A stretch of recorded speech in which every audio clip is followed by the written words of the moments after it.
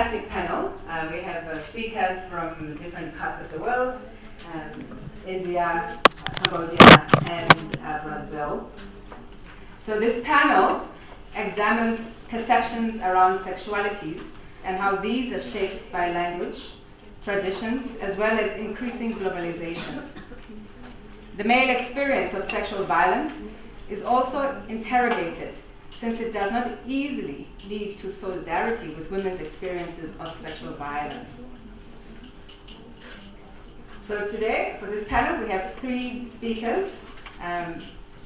The first speaker, Omele, is Resham. And Resham is from an organization called Muskan Sangha, which is in Maharashtra, here in India. And Resham will be speaking in Hindi, and Anamika will be translating for us. So thank you. The second presenter is Kasumi Nakagawa.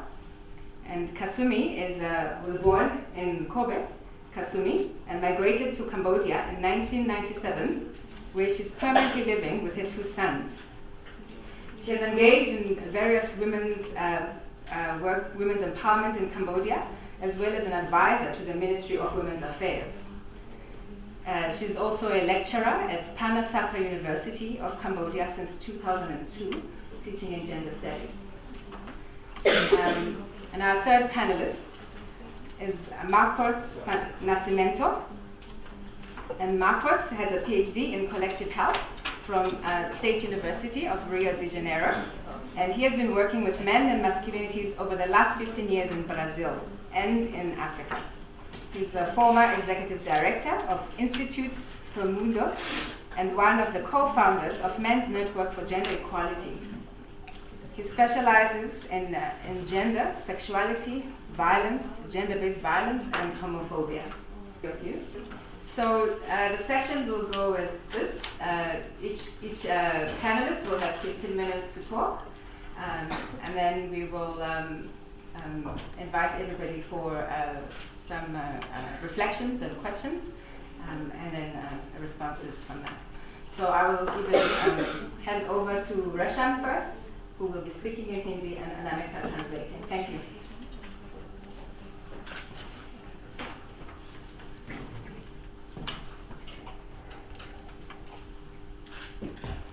नमस्कार, नमस्ते। मेरा नाम रेशम महादेव कोटे।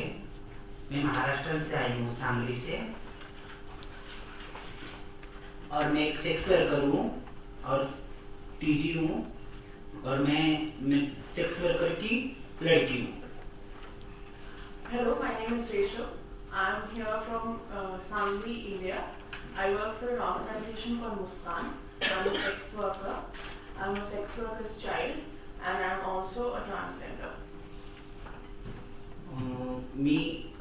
मैं मुस्कान संस्था से आई हूँ, संग्राम से, और जो मुस्कान संस्था है 3 लेवल में काम करता है। अधिकार HIV एड्स के बारे में और उनको हक दिलाने का, वो 3 लेवल में हम काम करते हैं। I'm from. Just 1 second.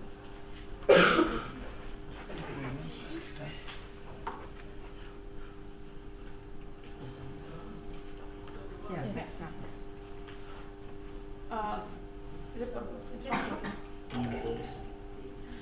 I'm from Muskan Sanstha. Muskan Sanstha works with transgenders about their rights, about HIV, about sexuality, and about human rights as well.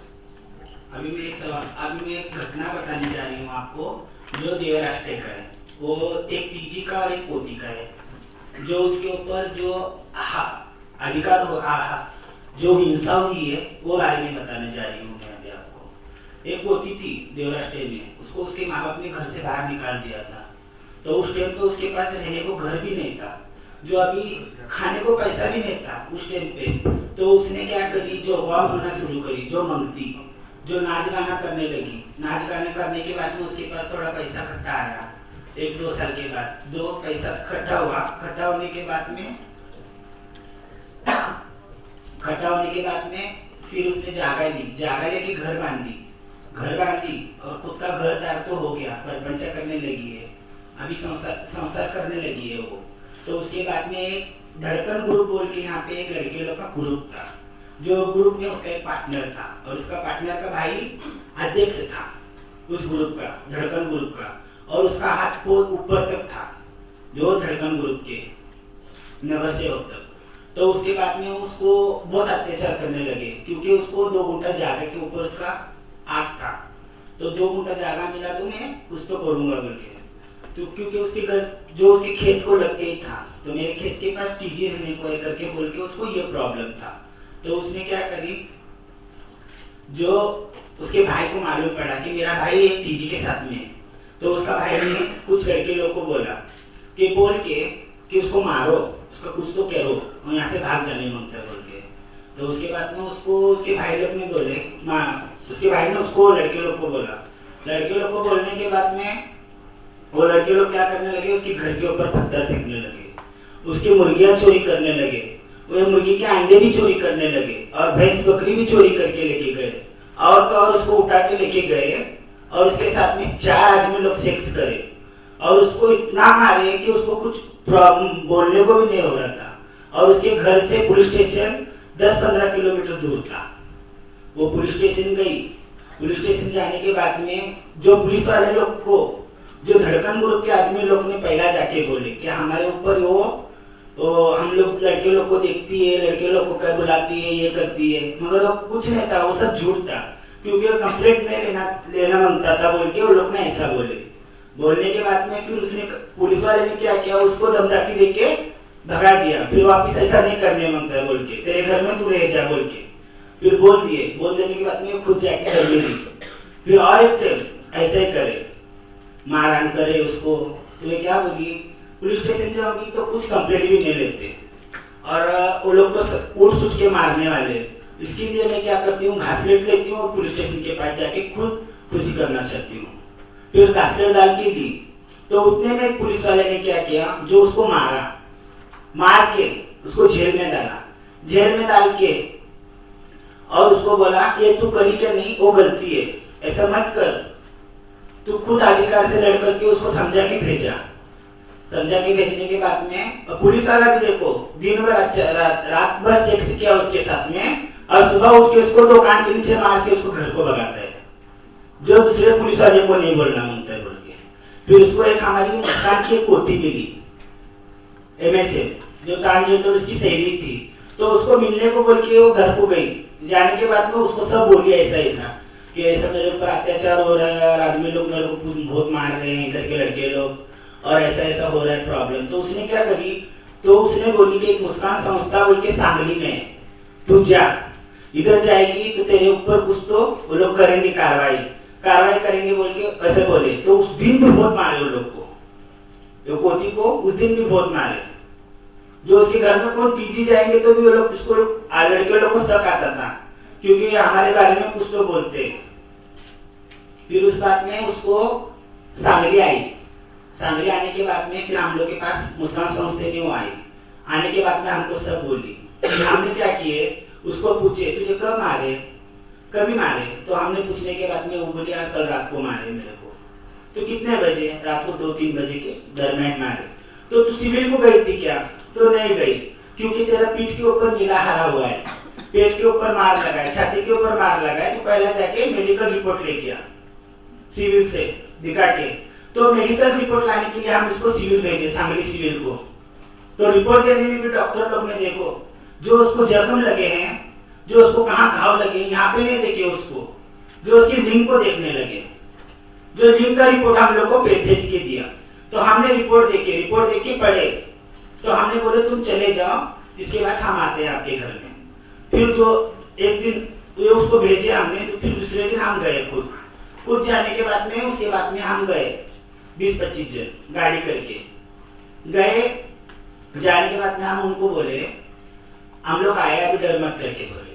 फिर हम लोग कुछ अंदर बैठे, कुछ बाहर बैठे, उसके घर में थोड़े बैठे और कुछ रास्ते में बैठे, चटाई डाल के उसके घर के पास। बैठने के बाद हम लोग को देख के बड़े बड़े पत्थर लेके हमारी गाड़ी के ऊपर मारने लगे, हमारे दोनों गाड़ी के टायर पंचर करके रखे, ऐसे में हम पंचर गाड़ी लेके पुलिस स्टेशन चले गए, क्योंकि पुलिस वाले को लोग दिखाने के लिए कि हमारे सामने वो लोग इतना अत्याचार करते रहेंगे तो हमारे पीठ पीछे कितना अत्याचार करते रहेंगे। तुमने 2 दिन आई थी वो पुलिस स्टेशन, तो तुमने उसके साथ में कुछ नहीं तो बर्ताव करके उसको भेज दिया, दूसरे कुछ तो बात बोल के उन लोगों बात सुन के तुमने क्यों किया करके हम उसके साथ में झगड़ा करने लगे, जो पुलिस वाले के साथ में। तो पुलिस वाले ने फिर हम लोग को बोला आप लोग में 2 जन और तो अंदर आइए जो मेन है। फिर हम 2 जन अंदर गए। जाने के बाद में फिर हम लोग ने बोले आप अभी के अभी लड़के लोग को तुम लोग बुला के लाने मांगते हैं जाके। तो लड़के लोग को गाड़ी गई बुलाने को, तो उसका अध्यक्ष नहीं था, तो उस टाइम पे उसको बोले हमारा अध्यक्ष आएगा तो हम आएंगे। तो 5:30 बजे का टाइमिंग दिया तो 6 बजे आए। फिर हम इधर ही बैठे। फिर वो लोग का अध्यक्ष आने के बाद में वो लड़के लोग आए।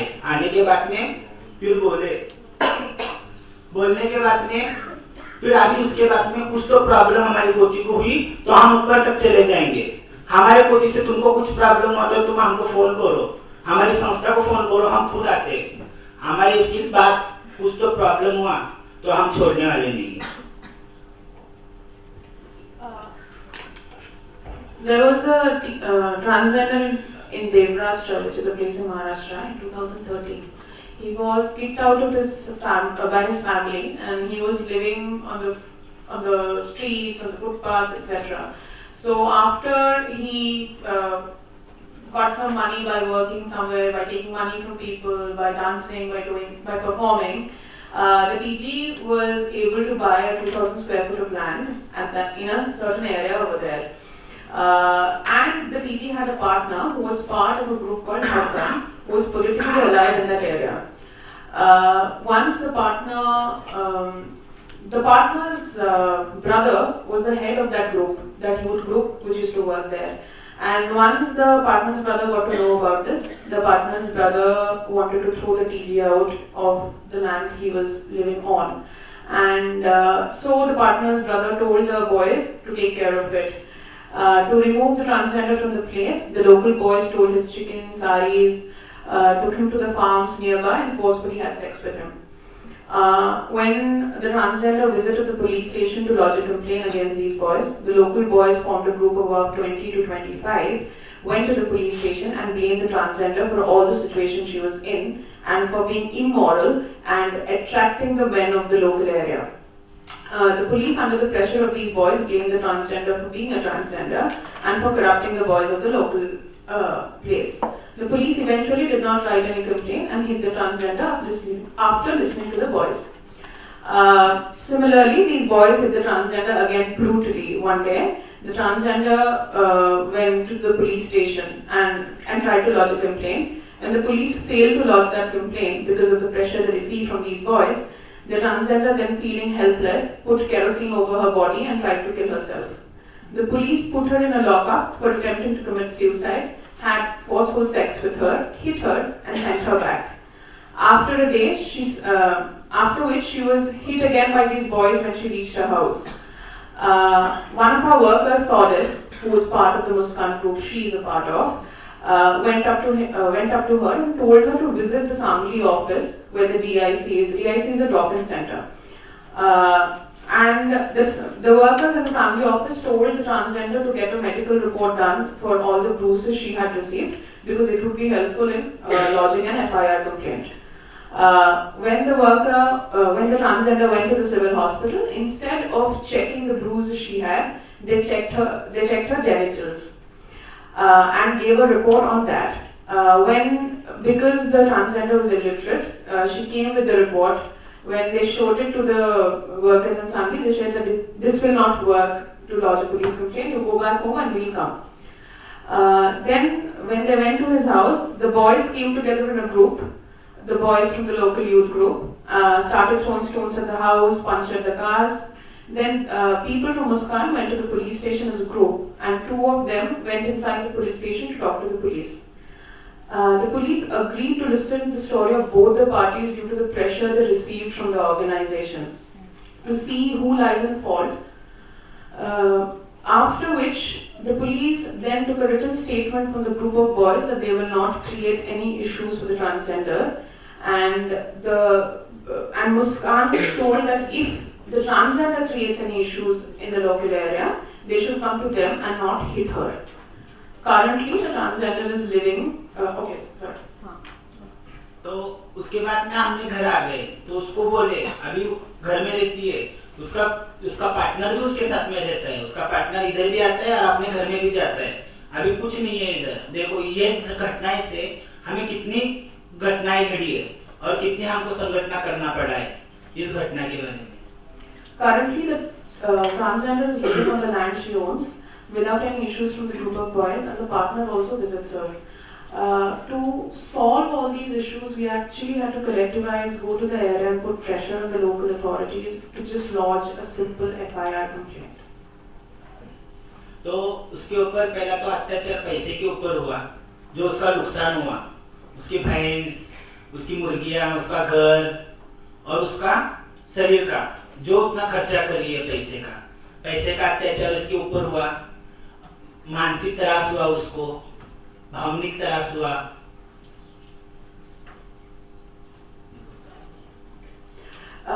She says that the violence, the types of violence which were faced by her were economic because they used to steal stuff from her place. Then it was physical because they used to beat her up. It was emotional. She also wanted to add was that it was social, it was from the government as well as it was a political sort of violence which she received. तो उसके बाद में हमने सब एकत्र होके हमने ये किए कि हम अधिकार से लड़ेंगे जो हमारा हक है तो ये हक लेंगे समाज सिर्फ एक मर्द और एक औरत को देखता है मर्द जो औरत की तरीके से किया और औरत मर्द की तरीके से किए तो समाज उसको अलग नजरिया से देखते हैं ऐसे नजरिया हमको नहीं चाहिए जो समाज में है ये हमारे ऊपर जो अत्याचार होता है उसके ऊपर भी थोड़ा हमको ये करना चाहिए We have decided to collectivize and fight against violence. Normally in society there are two different genders where the man wants to act like a woman or the woman wants to act like a man. It's normally not allowed and they are tried to be pushed away from the society. And we will not accept that because we are part of that group which is tried to be pushed out by the government. तो 2014 को जो हमको अधिकार मिला था वो अधिकार हमको पहला ही मिलता था तो हमारी पोती को कुछ तो अधिकार के बारे में कुछ तो पुलिस वाले लोग ने किया थे तो पुलिस स्टेशन गई तो पुलिस स्टेशन में जाएगी तो कंप्लेंट तो आज किया था हमारे ऊपर और पुलिस दवाखाना गई तो दवाखाने में हमारा उपचार तो भी होता था और उसके समाज हमको अच्छी तरीके से देखती थी अच्छे नजरिया से देखती थी और उसके बाद में जो नेता लोग हैं वो लोग भी नगर सेवक भी हमको अच्छी तरीके से देखते थे अभी भी हमको है ना अलग तरीके से देखते हैं She's talking about the Supreme Court judgment which came out in April 2014 and she said that even though we face issues now, the judgment is a tool with which we can fight violence and if the judgment had come before, it would have helped us to lodge the complaint, to fight against the local youth etc. in a much easier way, if not completely easy. और इसके लिए हमने एकत्र होना सीखे पहला हम एकत्र हुए नहीं तो समाज हमको जीने नहीं देगा इसके लिए हम एक है जब हमारा ग्रुप है जो हमारे ग्रुप में हम चर्चा करते हैं इसके लिए हम हर हफ्ते शनिवार को जो हमारी संगठन है हम लोग सपोर्ट ग्रुप लेते हैं और एकत्र होते हैं और उसके बारे में चर्चा करते हैं This case study has taught us to collectivize properly. We, in our organization, on Saturdays, we have this community bonding sessions and meetings where we come together, discuss issues so that things about violence, sexuality, health do not crop up for the community we live in.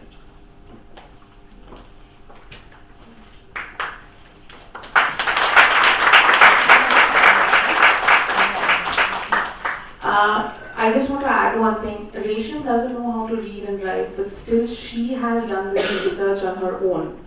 She has told me how to write it, she has told me how to form it, and she wanted to speak exactly what she wanted to speak. So it is all her work she has done.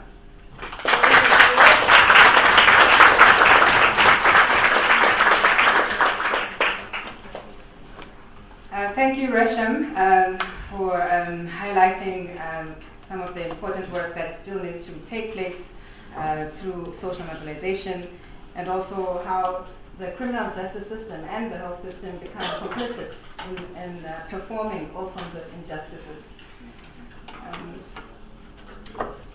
Resham brought some pamphlets from their organization. So Muskan, so if you would like to take that, you're welcome to.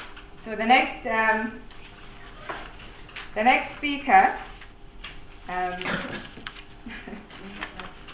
the next speaker is Kasumi Nakagawa from Cambodia.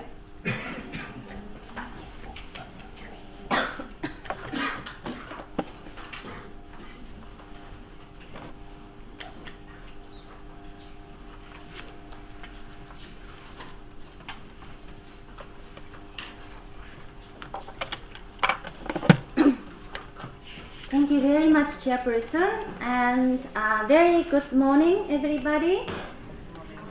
Morning. Thank you very much for joining with us in this session.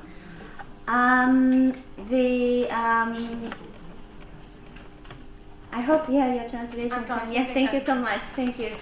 My name is Kasumi. I'm, as the chairperson has kindly introduced me to you, I am originally born in Japan, but I migrated to Cambodia, and I spent almost my adult life in Cambodia. My passion has been the empowerment of women, particularly young women, so that they know their legal rights and they can avoid and prevent and protect themselves from the violence. And that's my passion and that's my mission. I am academic, but I am activist. But the huge paradigm shift has made when I have my son. I have two boys, 2 and 4 years old, and I believed that I would have girls, but I have boys. And then when I was pregnant to know that I have a boy, I started to think about my future and my child's future, how I can protect him, how can I contribute to his future, how I can contribute to change this society, so not only the girls, but also the boys can be protected, they know their legal rights, and also they can claim their rights, as I teach women to do so. So that's why I have started to be an activist to engage men also, and I'm very happy to be a part of this movement, to be a part of you today. She has already introduced me as an academic. I have done quite a number of researches on gender-based violence, women's empowerment in Cambodia, and I am doing one research at the moment now on LGBT.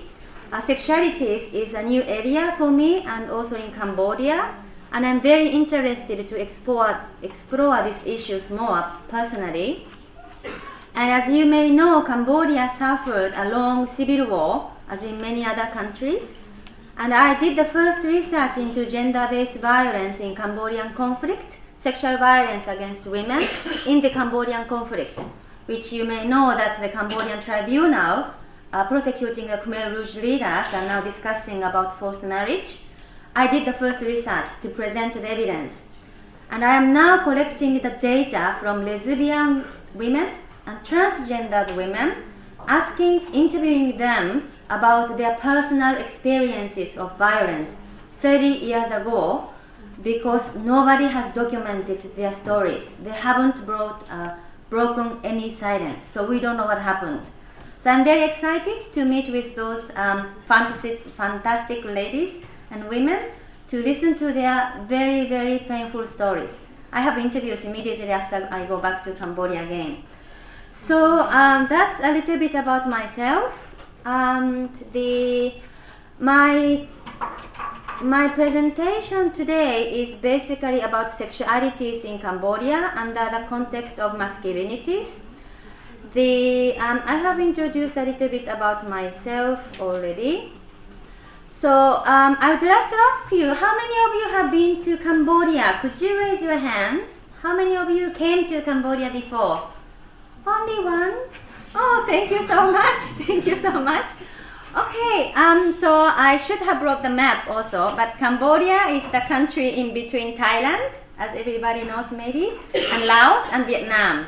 It's a part of Southeast Asia, a part of ASEAN countries, and it has a long civil war, but we have managed to establish a peace in 1995, and we had the first democratic election in 1993, and I would say last 10 years, our government has been very stable despite a lot of social problems, economic problems. We are achieving a lot of goals in Millennium Development Goals, and poverty has dramatically reduced, and our economy is growing at almost 7% per year. For several years, more than 10%. Huge inflation, but I can feel that this society, Cambodian society, is rapidly growing and changing. So under such a context, how our perception towards women, gender, men, masculinities, and femininity have been changing. Traditionally, Cambodia is very, I would say, traditional society where division of labor is very rigid and strict. Women should be like this and men should be like this. So there are two quotes that I want to introduce. This is a very typical Cambodian man's perception that it is very normal that women do the women's job because men are superior than women and men should control the women. Men should be the house head, controlling women. It's a very typical two statements. And there are several studies, I would say only 3 studies on masculinities. It's a very new area in Cambodia to talk about masculinities, even though gender has been our discussion and conversation, discourse for last 20 years. Masculinity is very new, but the recent studies, although 3 confirmed that both Cambodian men and women have a very rigid understanding and norms as to what Cambodian men should be. So the typical idea is Cambodian men should be the head of household, breadwinner, superior to women and girls, dominant over women, strong and brave. This is what all the men say. This is what, I would not say all, but almost boys and male students in my class would reply as to the masculinities of Cambodian men. And this is also the true with female. Women also believe those perceptions towards the masculinities. And this is another study, the recent study. If you have joined the session on the first day, there was a demonstration about the Good Men campaign in Cambodia run by the Ministry of Women's Affairs, which I am an advisor to. We are running the huge national campaign for 3 years, addressing the harmful masculinities for positive social change in nationwide, targeting the boys and men from 18 years old to 54 years old. This is a huge campaign, and the baseline study was done in order to identify, assess the perception of men, particularly men, about harmful masculinities. And again, it confirmed that Cambodian men, regardless of social status, economic status, education level, or the race, they have the similar understanding that men should be tough and men should be really defensive and superior, controlling, protecting women.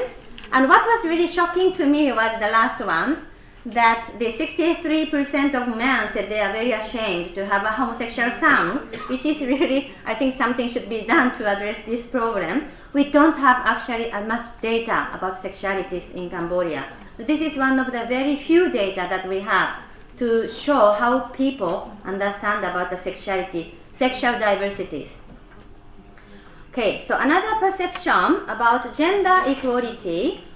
This rigid idea of masculinities is deeply rooted in the mindset of many Cambodians, despite the globalization, despite the Facebook, I would say, or the mobile phone, because most of the Cambodian young people, regardless of the location of their living, they have access to internet or Facebook. Many small children in the very poor area, they have Facebook because one of their friends in the community, they have mobile phone. So So they have access to mobile phone. They know a lot about society. Children and also adults, they are watching television and they're listening to the radio. But still, people believe that men should be superior and women should be the follower. And another shocking thing for me as an activist for women's empowerment is that a lot of women believe that women should be protected by men. Women should follow the man. This is a huge headache for me, how to address this issue to women. But so the data say 46% of Cambodian women believe husband can beat the wife. And this data remains almost same for last 10 years. Whereas men, our government and NGO has been doing a lot of great work. So the perception towards this particular masculinity, harmful masculinity, that men can perpetrate violence against women is reducing among most men. So it was more before more men believed than women that men can be justified by beating their wives. But now only 22% of men believe it is justifiable that man or husband beat the wife. So there is a big social change going on in Cambodian society. Okay, so what about then the sexuality? You are expert on sexuality. I try to be expert of one of you, and I'm trying to understand a lot about sexualities. And my approach is to try to understand sexualities in Cambodia by understanding gender relationship and also addressing how the masculinity, different masculinities are formed in Cambodian societies, how it affects, impact sexuality of both men and women and the people in between, LGBT group, sexual minority groups. So this is my approach. So I try to deepen my understanding about masculinities first. And for that, I try to engage a lot of sexual minority movement, invite them to come to the class. And as I said, Cambodia is changing a lot. And despite all those harmful understanding against gender equality, I see a lot of opportunities in my society. That young people are speaking up, women are speaking up, men are changing attitude. There are huge potential to change, but the data is not very promising. So why? How can we change this society? Okay, then what happens among the understanding about virginities in Cambodia? So we can talk about sexualities in many perspectives or many aspects, but let me explain to you how people understand virginity issues in Cambodia. It is often still believed that it is very important for women to keep virginities until marriage, which is quite interesting in Cambodia is the virginity in English is only one word, but in Cambodia we have three different ways of saying virginity. Virginity for women, prom macharai, virginity for men, prom macharai, and then virginity for both men and women, including sexual minorities, that is prom macharai or something. So there are three different ways of addressing the virginities in Cambodia. But still, it is believed that it is very important for women to keep virginity until marriage and keep the honesty to the husband after the marriage. This is what everybody says, but we didn't have a data. So I wanted to prove how many people believe this. So I did a research with the young students in my class. I conducted the research in June, 4 months ago. Yes, thank you. And interviewed my students. Okay. So I have not made much time. Let's wrap up. So how many students believe that it is important that the girl keep virginity? So super majority of boys, 80% say they want to marry with the virgin girl, and 58% of girls say it is important for men to get married with the virgin girl. So both men and women, more men and girls, they believe virginity is very important. This is the first data that we have in Cambodia. And I needed to skip this one. And this is a bit disgusting also, that when the women complain that she is raped, actually she invited men to have sex. Do you agree or not? The 30% 35% of men think that when women complain she is raped, she invites a man to rape her, whereas 23% of women agrees that when she complains, she invites man actually to rape a woman. This is a huge problem. And this is another issue about sexual desire, the lust. It is true that men cannot control their sexual desire. Majority of boys believe it is true, and more women believe, half of women believe men cannot control sexual desire.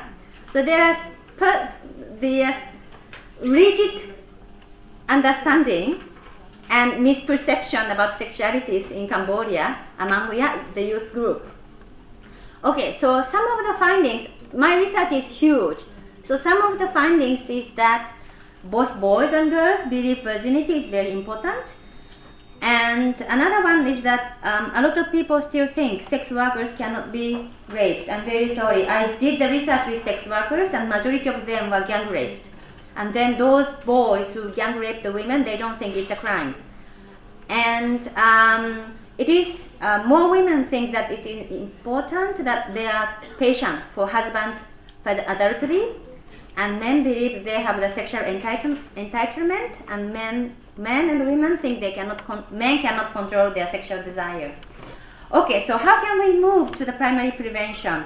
I think there are a lot of messages from my research, and a lot of things, interventions can be done. And what I want to work with the NGO and the government in Cambodia is to be more strategic, because we have a lot of actions taken, but it's a lot rather spontaneous, or it's not collaborative, it's not collective. So I would like to bring more collective approach to address the issue, because we have the opportunities. Okay, so my time is up. Thank you so much, and thank you very much for listening to me. Thank you. Thank you. Thank you, Kasumi, for highlighting some of the important and critical ways of having to think about sexuality and gender, particularly through the lens of virginity. And I'm sure that that resonates with a lot of people here, given the context in which we come from. So the next speaker is Magnus Nascimento, and he's from Brazil.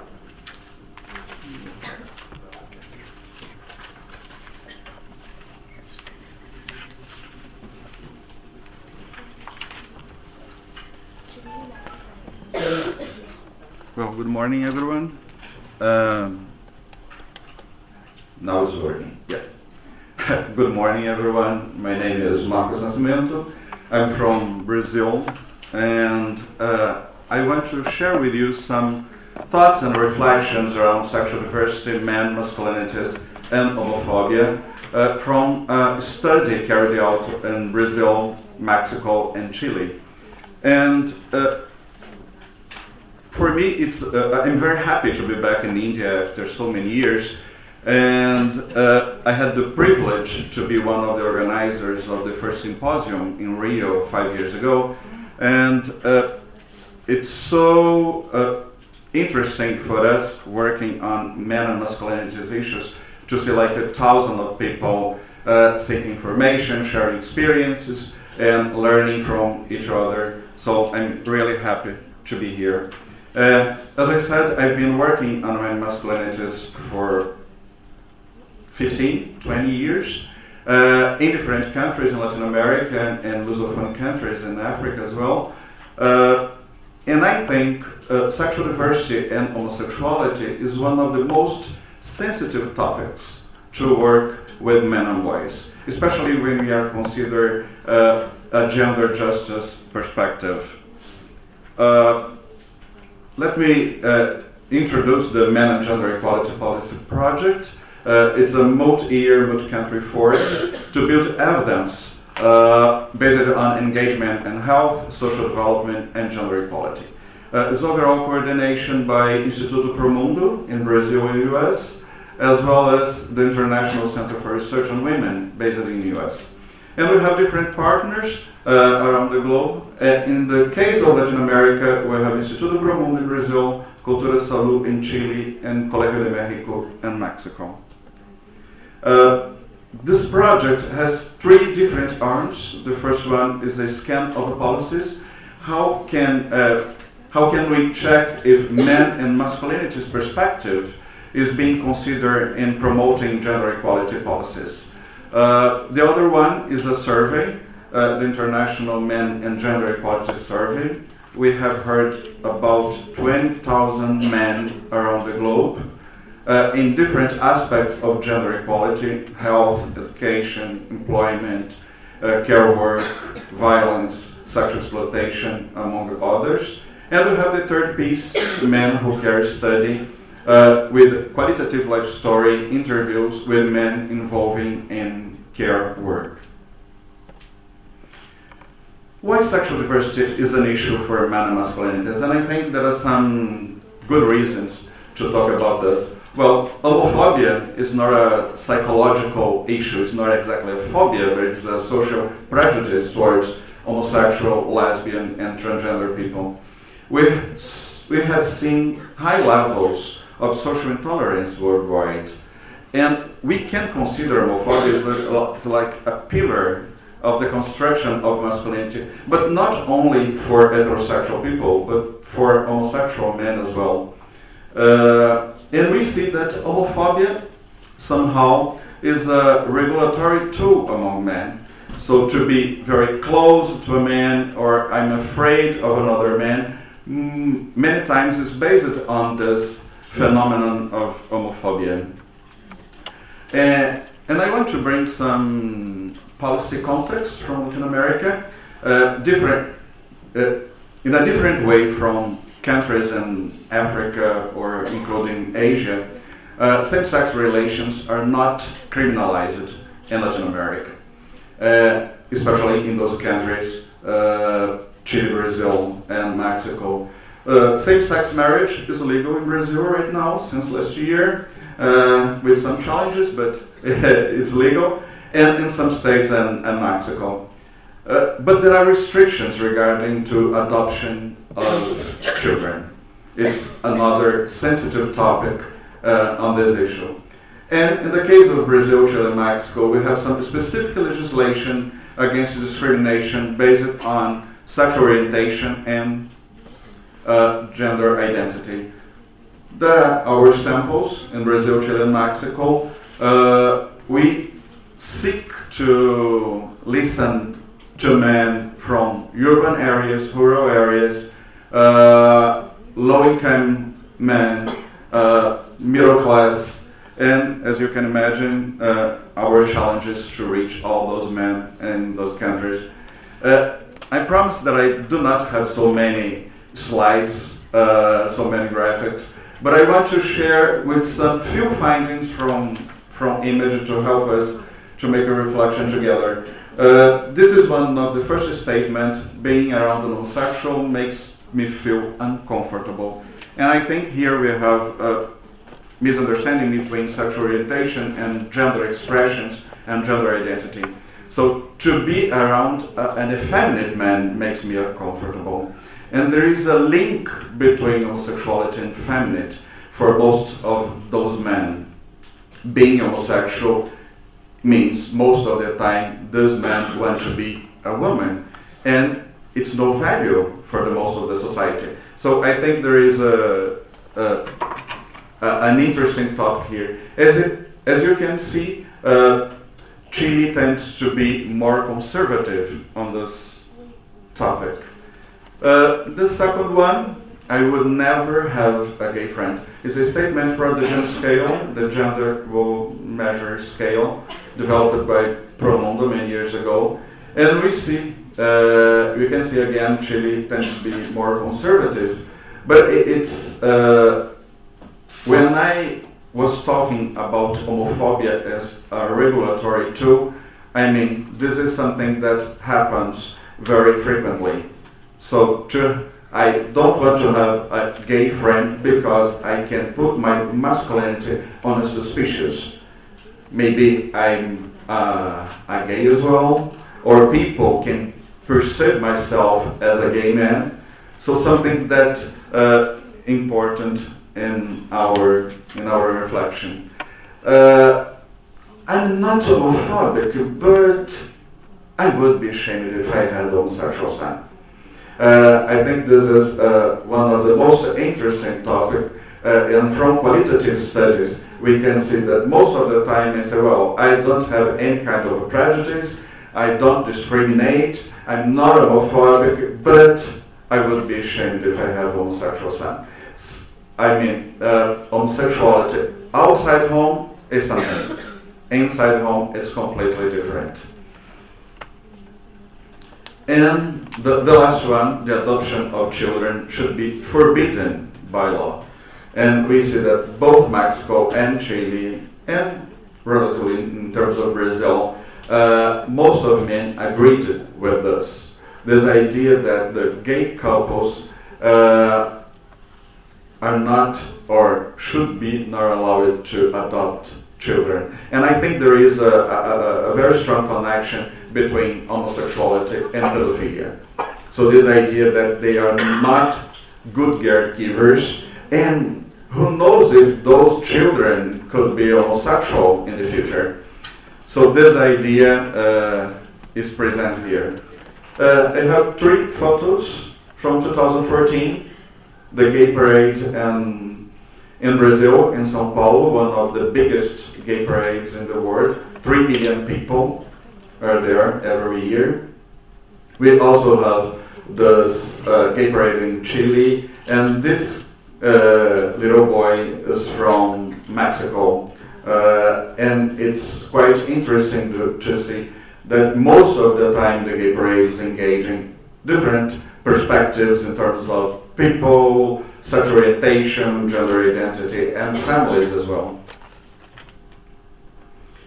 I want to share some, not exactly conclusions, but some reflections around those data, and also some recommendations for action. We have seen a greater visibility, LGBT visibility in Latin America right now.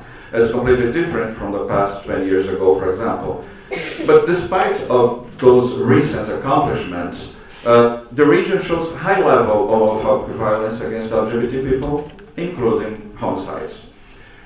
More visibility, more backlash, more homophobic violence.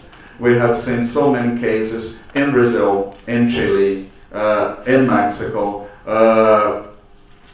high levels of homophobic violence against gay, lesbian, and transgender people. For those countries, I think the transgender people is the most vulnerable population in terms of homophobic violence. I personally do not consider violence is a private matter, is always a public matter. And I think this is important. How can we address specific campaigns, policies, education perspectives in terms of reduce, eliminate all forms of discriminations against LGBT people? I think homophobia seems to be a fundamental pillar of the constructions of masculinity. It's interesting because when we are talking about men and masculinities, most of the time we're talking about heterosexual men. But we do not mention heterosexuality. I don't name straight men, but I name gay men, transsexual men. So it's interesting to see that somehow sexual orientation are not visible for most heterosexual men and boys. As Michael Kimmel said yesterday, to make gender visible for men, I would say to make sexual orientation and gender identity visible for heterosexual men as well.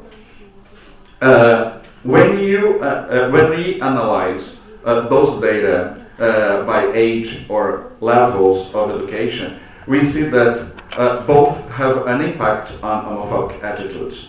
Younger men seem to be more flexible in terms of accepting homosexuality, for example, and people, men and boys with high level of educations seem to be less homophobic.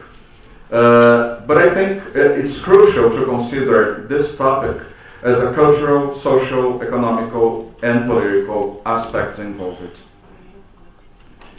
I don't think that homophobia is a LGBT issue only, but also it's an issue for all of us.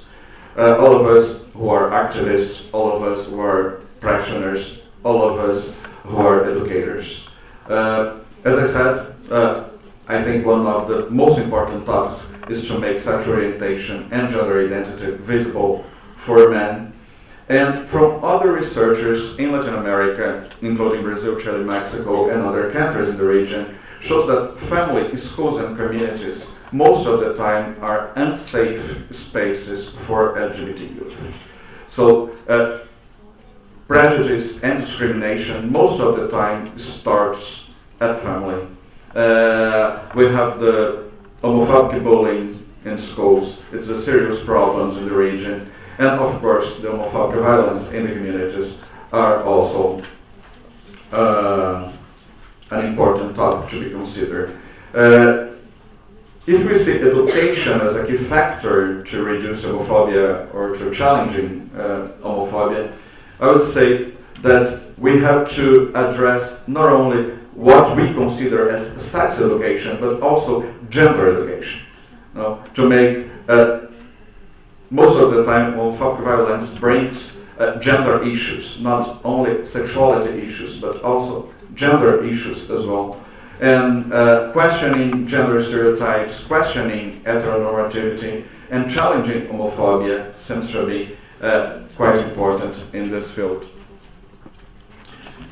Thank you. Gracias. Obrigado. The full report is being translated into English and will be available at the Promundo website, www.promundo.org.br. Thank you.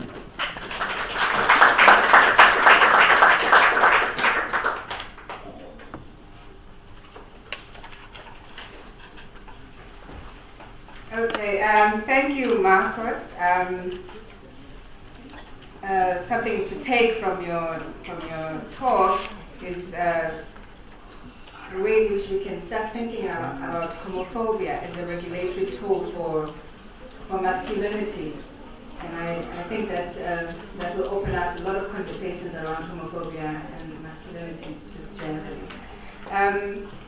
So we have about 30 minutes for a discussion, and I would like to invite you to pose your thoughts, reflections, and questions to our panel.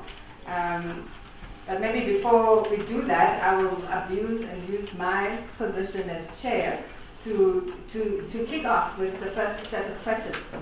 And the first is to Resham.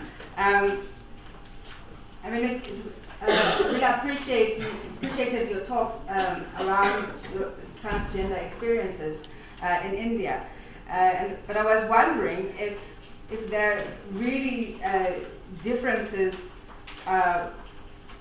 if transgender experiences are very different from cisgender women's experiences, and if there are any possibilities for some kind of solidarity. Just thinking about the experiences that you mentioned. Before I'll just give the questions to everybody, just to think about. Okay,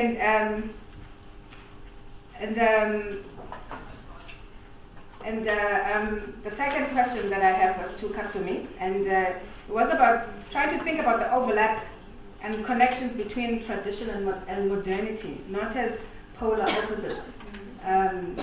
So how can our research and advocacy consider these interconnections? So I was thinking in your research, you're trying to situate these things as very different from each other. And to Marcos, you give us a context where it appears that Brazil is rather progressive, but the social attitudes are different. And I wanted to know if you can take that a little bit further and explain perhaps why is that the case. But what you've also done is to in your last slides, to make us believe that visibility, when there's hyper visibility of LGBT visibility, that is the response is backlash, and I'm not sure if it's that simple. So you try. I want you to think about problematizing the backlash and not necessarily the visibility or the interconnections between the two. Yeah. So I don't know if you want to, if there are any other questions similar to this that you want to take.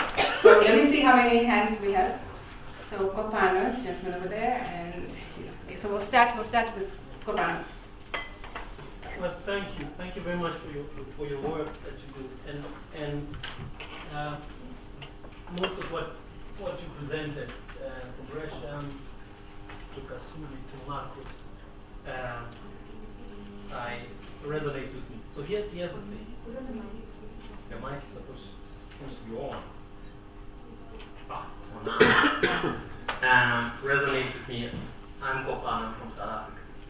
So to add to what the chair just said, so when Rachel says transgenders, when you translate it, transgenders are blaming for being transgender and then causing rape and all that. Clearly, it tells you, it suggests already that this happens, of course, about cisgender women and the poor, as we had here today. That they are blamed for being poor, they're blamed for being black, they're blamed for being women and being raped. So there's a connections right there that you want to lift up. So the collectivity goes beyond transgender work. So I guess I wanted you to say a little bit more whether there's a possibility. But I have specific questions for each one of you. Actually, there's one question.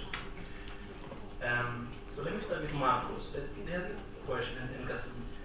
I really appreciate the work that you do, and I follow the work that you do quite a lot, and Gary's work. But the first specific question, which is not true, when you say homophobia is not a psychological attribute but a social prejudice, I always wondered this. What is lost and gained? So what is old and new horizon in thinking about homophobia only as a regulatory tool and not as George Heraclitus said, also as a psychological attribute? What do you lose and what do you gain? And if you're not doing that, but the question to all of you is this. You know, when you presented the work from Cambodia, when you presented the work from Brazil, you say, well, 88% of men agree that men need to be tough, or 40% agree that men need to be defended. And Marcos says 40% of Chileans and Brazilians will be uncomfortable. I say, yes, I understand this. I completely agree with that, and I completely agree where you come from. How do you read that? How do you read that? And I know how I read that. You know, in working from the same point that homosexuality and queer is an important, a fundamental element in masculinities or gender. Now here's the thing, how do you read it? I think when you do this, you read this, you say, well, here's the data, and I'm a researcher, but also I'm an activist in another sense.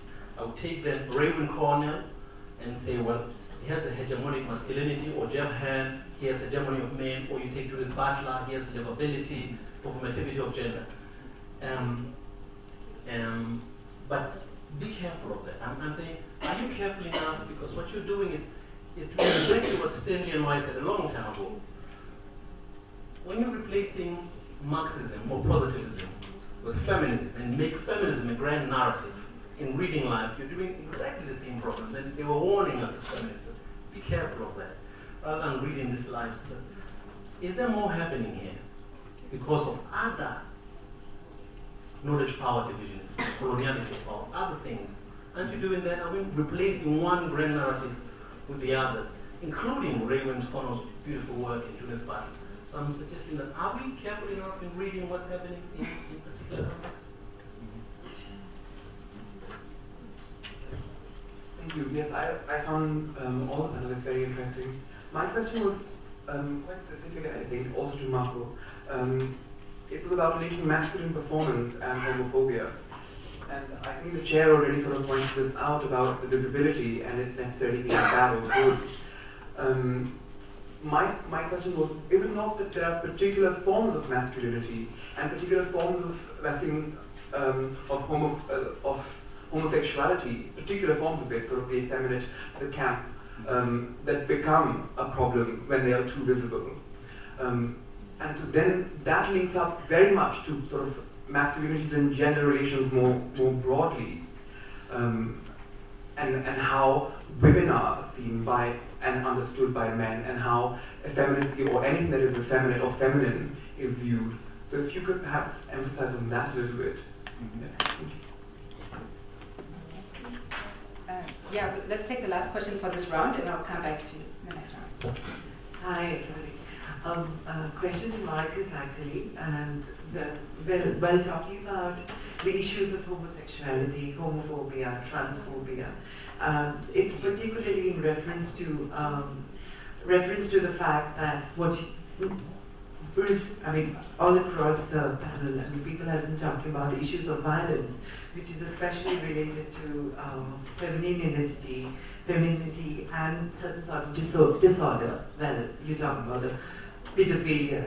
You spoke about pedophilia issues where homosexuals are related to pedophilia. So it's a disorder and femininity, which is some sort of repression and how that is so very common understanding of homosexuality in not only in the South America, it's same with India and in the other southern nations. And in that way, it's more related to the issues of violence. And it's just a kind of reflection over the thoughts as seeing the fact that how visibility might not be the only reason, because if you see India, the transgender populations, which is, I would rather call it the hetero population, which is very visible all across the country. And is that kind of getting any sort of hetero rights in India? The answer is actually no. So in a certain sense, it's an intersection of visibility and the issues of language.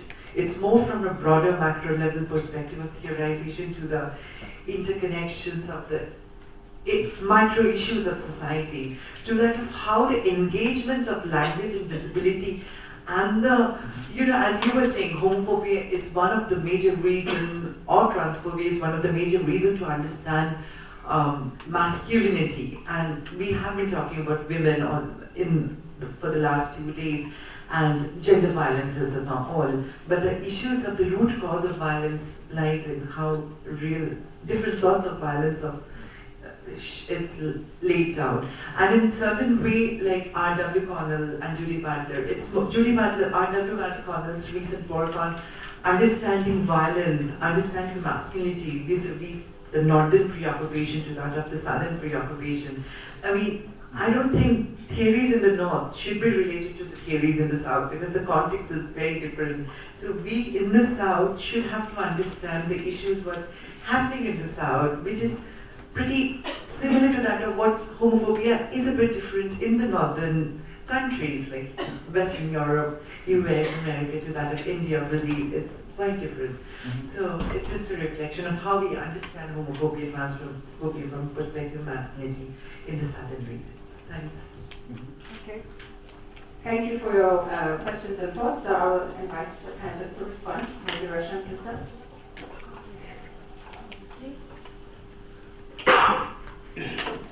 अभी जो मैंने बोली थी,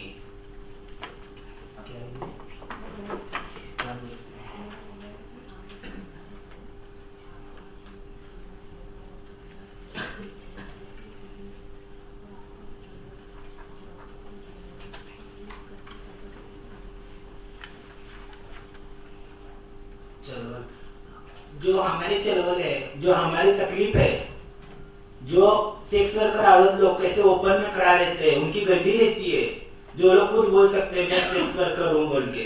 अभी मैं खुद एक sex worker हूँ, तो मेरे जैसे 10 आके बोलेंगे तो मैं एक सेक्स वर्कर हूँ, तो समाज मुझे मान्यता देगी क्या? नहीं देगी। इसके लिए तो मैं पहला बोलना चाहती हूँ समाज को कि पहला मैं सेक्स वर्कर हूँ, उसके बाद मैं एक समाज की हिस्सा हूँ।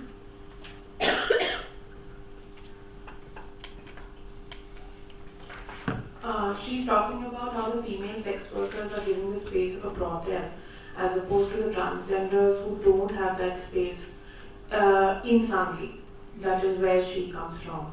And she's like, I first talk about me being a sex worker and then a part of the community, because that is how the society is seeing me currently.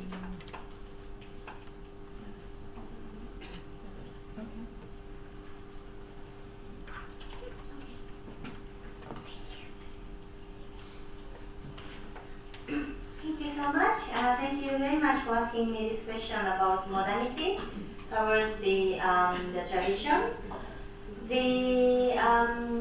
I came up to have this idea that I am now working with a very different generation because I am teaching every day in the university and my students are in their early 20s and I am the age of their parents.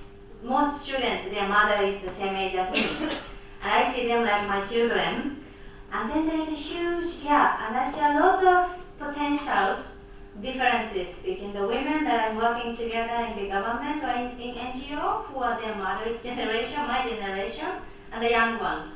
They are very open, they are very diverse, they are very different. I see a lot of opportunities. So I think we should grasp these huge potentials to bring the social change, positive social change. Then recently also I did a research on the Cambodian gender perception and attitude for the Ministry of Women's Affairs. And my findings was very shocking and I made my minister very angry against me. She really didn't like my finding. Because when I was tasked to do the recent research on gender perception in Cambodia, I thought I could come up with very positive answers that Cambodian people are changing a lot in a positive way. But all the data are very negative. So my findings are very negative, which made my minister very angry. So I came up to think why this is happening. I think it's a huge potential. My students are young, changing dynamics. But in reality, all the data shows a very negative thing. They have a very, very strong, rigid understanding about masculinities and femininity and exclusion of LGBT. It is very, very evident. So it was very shocking. So this is why I came up with the idea, what is the difference, what is the impact of the globalization against the transition? Can I find anything positive? So that was the beginning of my research. And I completely agree with the chairperson that it is not this and that. It is fluid, just like gender. So it's a continuum of from tradition to the present. And I am in the process of finding how best we can find the positive intervention against all those issues. Thank you very much.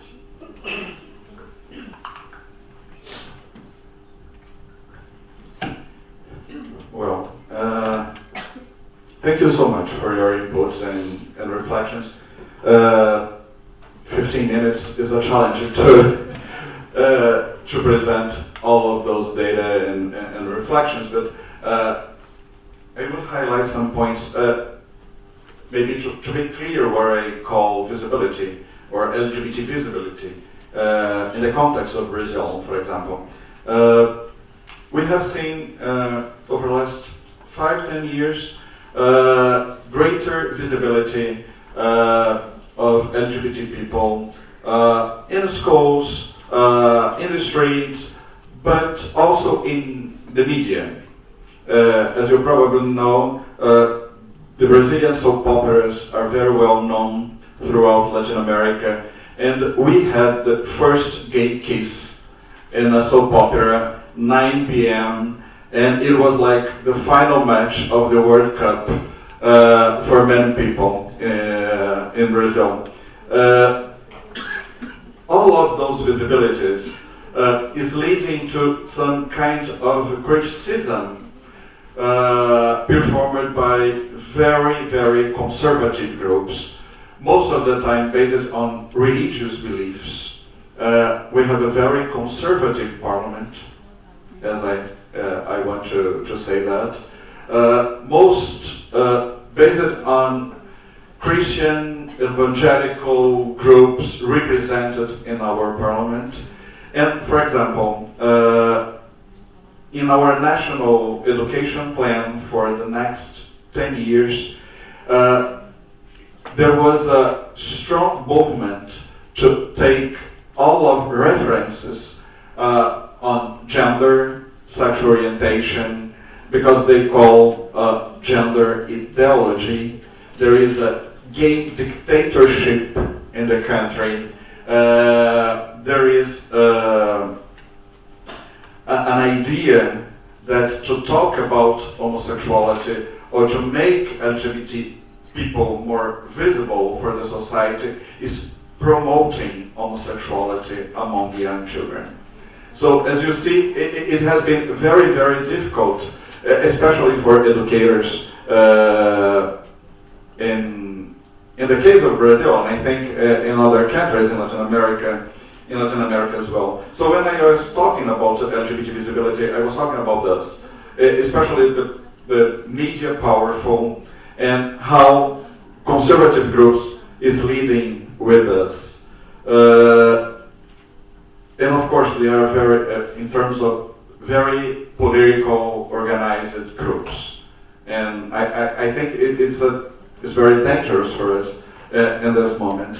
And in Brazil, we deal with very contrasts. We have the biggest gay parade in the world, but we have to take gender, sexual orientation, gender identity from our national education plan for the next 10 years. So we are dealing with this contrast all the time. I totally agree with this idea of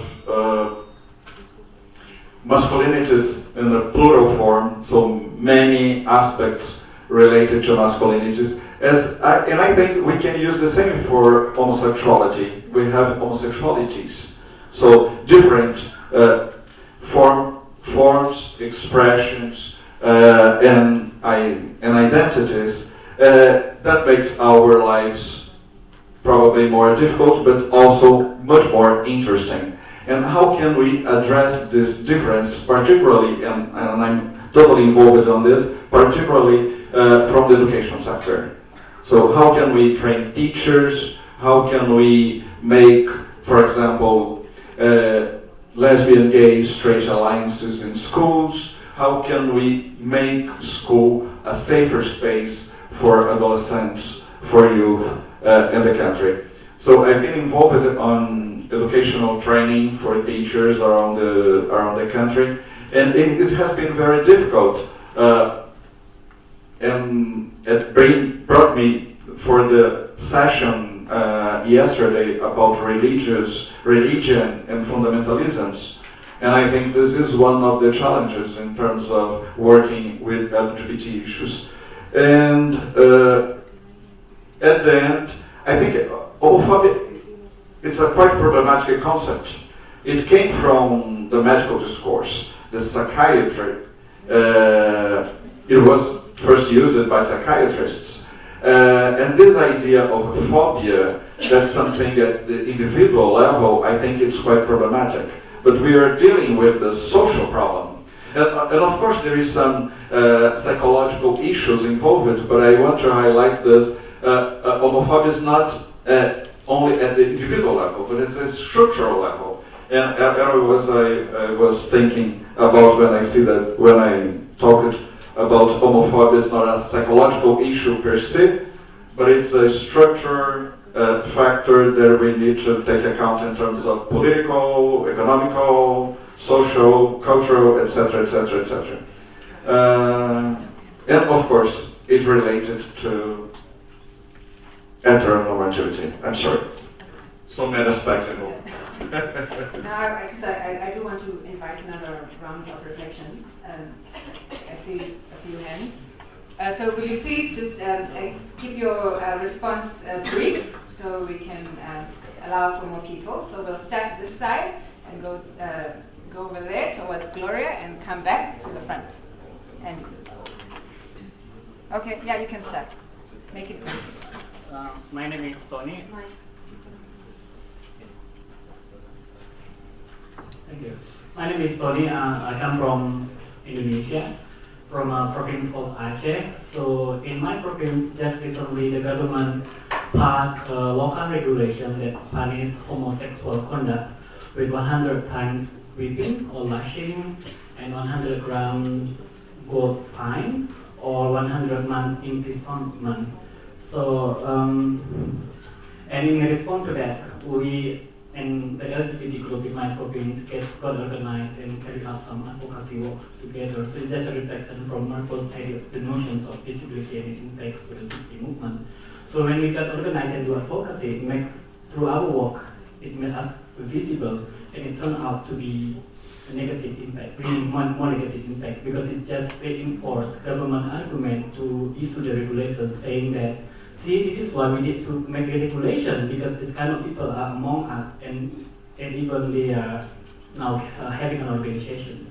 So as a result of that, now me and my friends, we remain silent. We are very confused. We don't know what to do, because when we start doing things, that kind of things, the kind of response are emerging. And the condition is exacerbated by the homophobia, even in the human rights movement and women's rights movement itself, sorry to say. So because we thought that we have to make alliance, I mean, we want to do the kind of advocacy work, so we approached the human rights groups. But then they just say that, see, this is not a thing that we can do now. We don't want to jeopardize our work with this kind of issue. This is very sensitive, so just in conclusions, we don't have any alliance at all, so we just fight by ourselves. So I just want to ask to Marcus, in this kind of situation, based on your experiences, what are maybe strategy you could recommend? Thank you.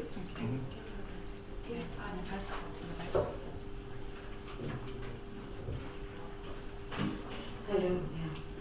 Marcus really picked up what I was about to ask. This is really bothering me because we belong to a very deep-rooted religious societies. And I always try this because all religions across the globe, they talk about sexual relations only in terms of procreation. And that is where actually the whole, I think, the problem starts. So I would like to know from you, from any of you, that how does the LGBT community, react to the religious narratives, the belief systems, and how do they place themselves in that system? And so, but if they become LGBT and if they then have to disband their religious belief, does that make them necessarily an irreligious person? I don't know whether there's a word like that. Does it make them irreligious persons? इसमें आपसे मैं पूछना चाहूँगी कि आपका जो धर्म है, जो सबके धर्म है, उसमें आपकी प्रतिक्रिया क्या है? Because धर्म कहता है कि sexual intercourse सिर्फ बच्चे के लिए होता है. तो आपका as an LGBT representative, आपका उसके लिए क्या प्रतिक्रिया है? मुझे तो पहला बोलना है. बाद में आप देखें. My name is Keenan. I'm a trans man and a trans activist. And the comment that I have is really about the danger of subsuming trans identities into LGB. The vast majority of trans individuals are not gay or lesbian and are forced into sort of a homosexual construct, which undermines our identities. And additionally, we face different types of violence that are not present outside of trans communities, such as corrective sexual violence, medical and theoretical violences against our identities. So I guess the comment is really about being careful about representing trans identities and assuming visibility when the conversation is really about homosexual identities and thus sort of whitewashes the experience of trans individuals in the ways that we experience violence that are very unique to our community. Thanks. Thank you so much. For me, I hope I can articulate this because I'm trying to get my thoughts together. I was interested in the panel because I was interested in the session because I was interested in the connections between the male experience of sexual violence and this link to whether or not there should or shouldn't be a solidarity with women's experience of sexual violence. And I think what wasn't teased out maybe in the abstract in the program or in the session was what kinds of males we were talking about. And I think because of time and we've come to understand that. I think we're talking here about trans identities, about gender identities, and other ways in which those are visible or invisible in some instances, and how they make you vulnerable. But my question is, if anyone on the panel can maybe speak a little bit about why men's experience, and I'm now talking about heterosexual males, because as you said, Marco, we need to also question sexuality as it pertains to heterosexual males, why that particular experience would be problematic in terms of linking it to women's experience of sexual violence. What are the linkages there, and why should there be any, if at all? Yeah. Sorry, can you pass to Gloria, please? Thank you. I'll try to be short. I wanted to highlight to Pando that we had the chance to appreciate the performance that trans women they made yesterday at the auditorium, and I was wondering about which are the tools or the strategies that trans women are developing in India, because we know that all over the world the trans people suffer a lot of violence and aggressions, but we are really interested in knowing how are you facing this, which kind of organization, what kind of strategies you are developing to really face and confront this violence. And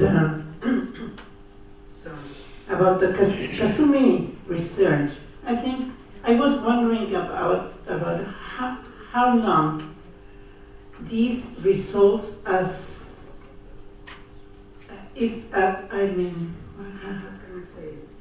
that how much the results that you achieve reflect the really behavior or the everyday behavior and the sexual expressions the students have. Because I have the feeling that this is much more related to those ideas or traditional perspectives that they have to accept, but they are not really living in that way. So how far can we really affirm these results as the environment, the sexual environment of Cambodia? Because I am not very clear about it. And Marcus, I am not surprised about the results that you were showing us, but the political differences between Mexico, Brazil, and Chile are very clear. I mean, even the LGBT organizations are very clear. As you have said, Sao Paulo has the widest or the largest march, and Mexico maybe the oldest. So, and Chile is not well organized, not well visible as LGBT organization. So it's very clear that how it reflects on the results. And talking about the questions that you made, I think that we cannot affirm the homophobia as an individual or psychological consideration, as Marcus has said, because if we are going to try to confront homophobia by criminalizing or by some treatment, kind of treatment, we're not going to finish it in the whole years. I mean, if we can really identify this structural construction of the homophobia as a social result, it will be easier to really understand what's happening and not to put on the persons the problem. This is a social problem that we have all contributed in this construction, but we need some public policies and some political will to really combat it. Okay, thank you. Unfortunately, we don't have time for more questions, and I'm sorry. But I do want to give the panel an opportunity to briefly respond to some of the questions. We don't have to respond to all of them, but just keep it brief because we only have 1 minute. 1 minute. That's not fair. I want my answer. She will first answer, you know? Hello जो वो aunty ने पूछी थी अभी सवाल पूछे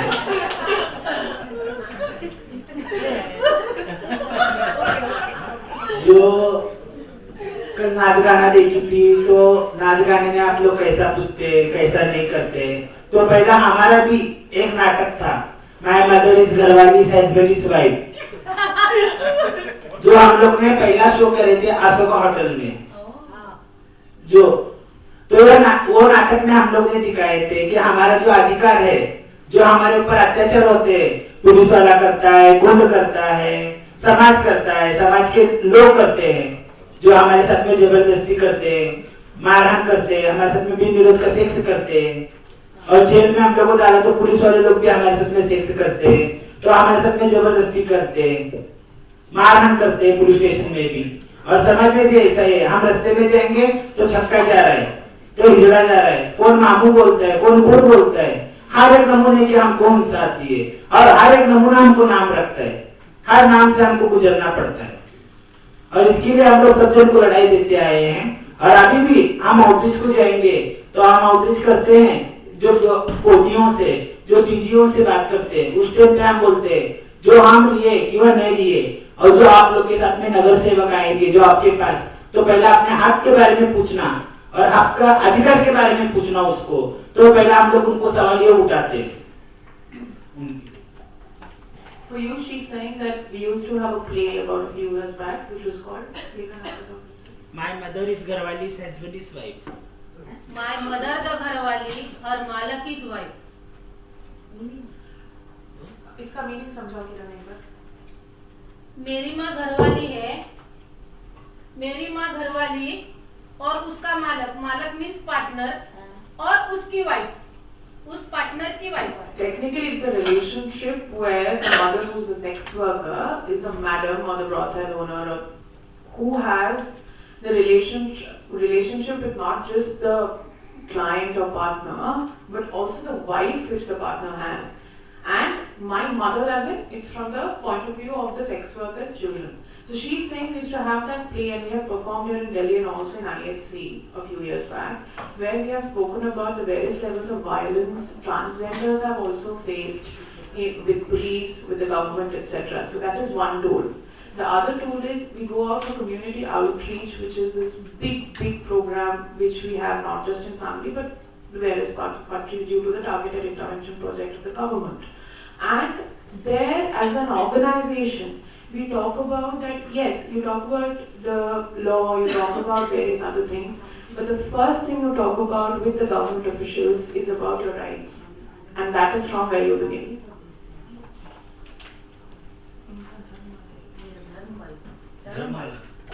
हर एक धर्म बोला तो हर एक धर्म रहता है, हर एक समाज के लोग रहते हैं, और हर समाज में भी हमको गुजरना पड़ता है।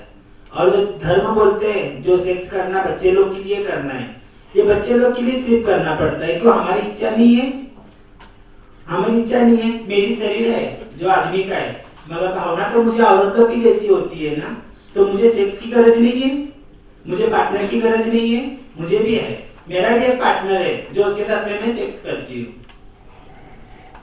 She's saying that it is not just the need for children, but because I have a body, I have a need to have sex, and that is a need which I feel it is important. So, and that is how she is going where that even I have a partner and I have sex. Thank you so much. So thank you so much for your comments. I think about the data. Let's read the data. I completely agree with you. We have to be very careful in correlating the actual behavioral data and the perception data.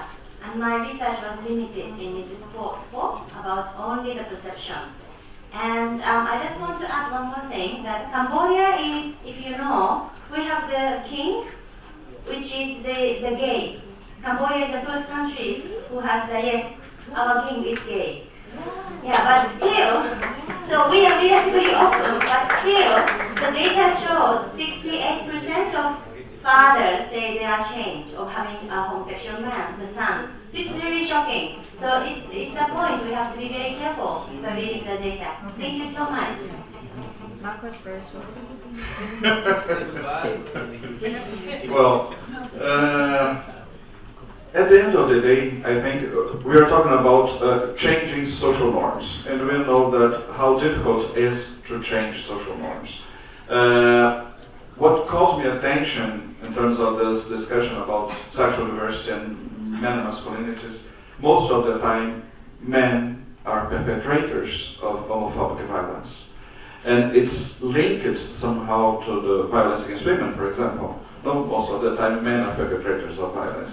And I think this issue, and back to your question, in terms of link between sexuality, violence, and masculinity. So we have a huge challenge. All right, I think that's a great place to end. So thank you for your patience and for engaging with the panel, and thank you to the fantastic panel.